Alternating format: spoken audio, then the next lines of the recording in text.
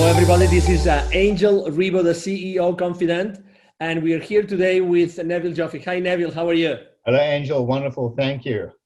So Neville Joffe, as you probably already know, he's an author, he's an executive educator, and he's been teaching financial literacy and business mastery for more than 25 years to more than 20,000 people worldwide for these very, very large corporations. And we are here today because I would like to actually share a few ideas regarding financial literacy and diversity and inclusion. The first question would be for you, Neville. You've been teaching, basically, you've been helping companies, business operators and executives how to be aware of the financial implications of their business decisions. Why is that important, Neville? Angel, shareholders and investors in corporations have a certain vision about what they want to see in return for their investment. And it may surprise a lot of people to know that investors in large corporations in particular don't really care that much about what the company does. I mean, you think about people who buy shares in a wine company or a beer company may not even drink wine or beer. So it's not really about the product, it's about the return they get on the investment. And to that end, everyone in the organization needs to understand the financial implications of what they do and how they link or how they align, if you will, to what shareholders expect from their investment. Because people tend to work in silos. They need to see the bigger picture and understand how to join all the dots between what they do and what the shareholders see in their financial statements. So I remember that, one of the many things that, by the way, people, they might not remember or know is that you actually were leading an organization with 400 unionized employees. And those employees were from so many different countries with so many different orientations. What did that role, that diversity on your company, what role did it play in your company? Wow, Angel, in those days, we didn't even know the word. I'm going back more than 25 years, in fact, close on 30 years when I started this. We'd never heard of the word diversity. We'd never heard of the word inclusion. It's just something that some people did or some people didn't do. There was no legal requirements, anything in those days. There was not even an awareness of it. And this company that I bought into was going through some financial challenges. And in those days, we were dealing with double-digit inflation. We were dealing with NAFTA, huge price pressure and demand from the market. Pricing from the market was demanding that prices come down while costs were going up. It was really, really tough to stay open in those days. So what I did was I opened up. I went to a financially transparent environment. Now, keep in mind that we had every nationality imaginable. We had a rainbow, if you will, of employees in this organization, every skill set imaginable.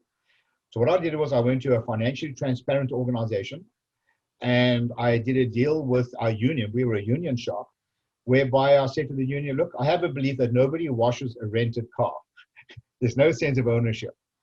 And it's important that people feel a sense of ownership. So I'm a strong advocate of education and engagement.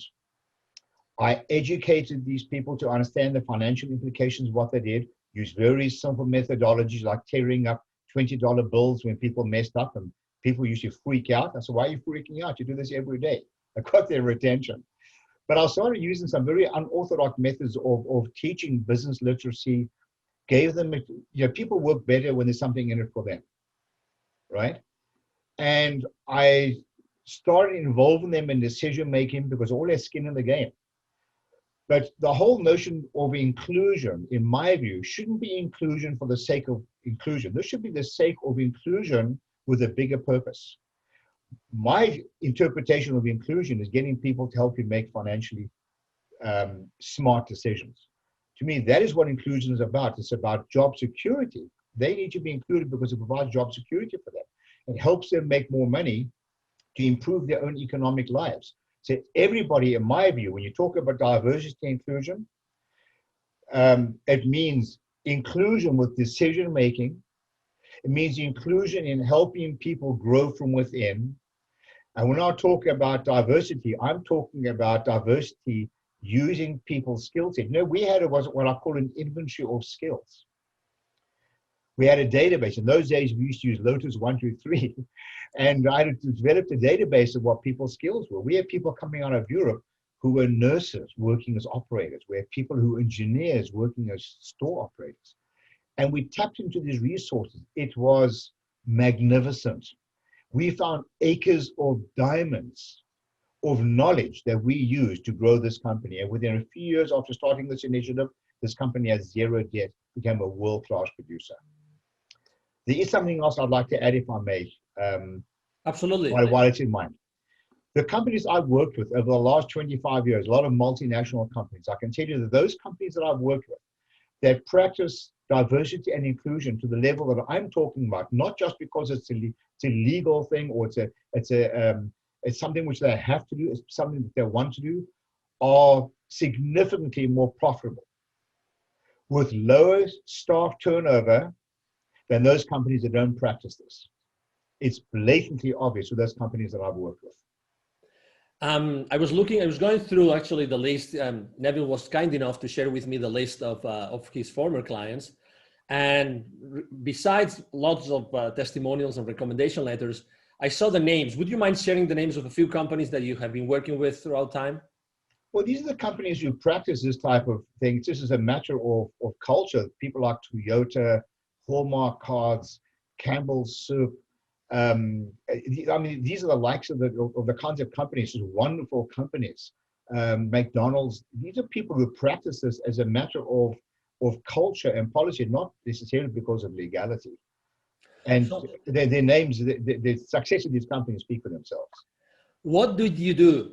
Because I would like to use, people probably don't know yet because it's very close to launch, but Neville has been working on a book for a few months now. And my question is, when you had this inventory of skills, I would like to use one of your Nevillisms. You had that inventory of skills. So what? What did you do with it?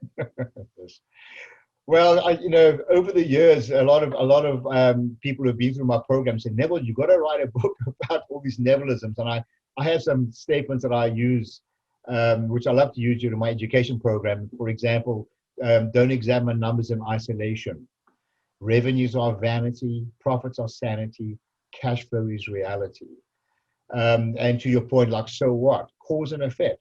I created a culture of cause and effect in my company. If you do X, what will happen? If you do Y, what will happen? What are all the touch points that are affected as a result of your decisions? Don't examine numbers in isolation is another one.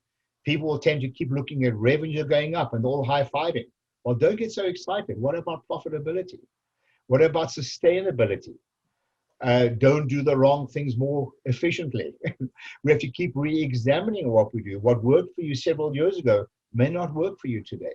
So this whole notion of inclusion and diversity, the people who are included in decision-making are encouraged to keep resetting the button, if you will, of processes. And it's magnificent when people who are not involved in a certain skill set look from the outside, they have the license to ask stupid questions, if you will, because they tend to pressure test a lot of decisions that are going on in companies, always linked to the financial implications of those decisions. Thank you so much, Neville, for bringing this to our attention, actually for bringing to the audience this new frame of reference about diversity and inclusion. People that want to know more about you and about what you do, Neville, what's the best way to reach out to you? Just email me. It's Neville, Neville, at BizWisdom. That's BizWisdom.com. I love a good debate, in case you didn't notice, and I'll be delighted to speak to you and chat to you about some of these concepts. Thank you very much, Neville. It's been a pleasure to have you here. And for our audience, thank you very much. Again, this is Angel Ribo, the CEO of Confident. Thank you for being here today, and hope to see you soon in another of our interviews. Thank you very much. Have a wonderful day. Bye-bye. Thanks. Bye-bye.